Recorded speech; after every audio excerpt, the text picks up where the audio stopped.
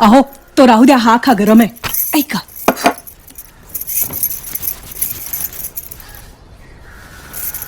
अहो घास जरा चावून चावून खायला वेळ ठेवत जा. काय फरक आहे हो तुमच्यात आणि त्या मोहित मध्ये?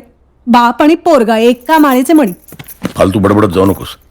कंपनीनं गेस्ट हाऊस वेळेत पोचायला दिलंय, लोळत पडायला नाही. बरोबर आहे, वेळेत पोचायला आणि उशिरापर्यंत थांबायला. लोणचं देऊ? दे ना. उशिरापर्यंत थांबायला म्हणे. माहितीये ना, तो रॉय आणि जोशा अजूनही लटकलेत त्या कान्याच्या रिसॉर्टमध्ये. एवढ्या चांगल्या रिसॉर्टमध्ये राहायला मजा वाटते, पण उशीर व्हायला नको. हो, माझं कधी ऐकलंय म्हणून आज ऐकाल तुम्ही? तुम्ही रात्रीपर्यंत कामावर आणि मुलगा शाळा संपल्यानंतर मित्रांबरोबर. बरं, आज डब्यात पोळ्या किती देऊ? बरं देते, 3 देते, पण नक्की खा, उरवू नका उगाच. ते दिवाळीपर्यंत बाकीचं स्टाफ आणि अकाउंटचे सगळे लोक येतील इथे राहायला. हो, कोणी येत नाही बरं का.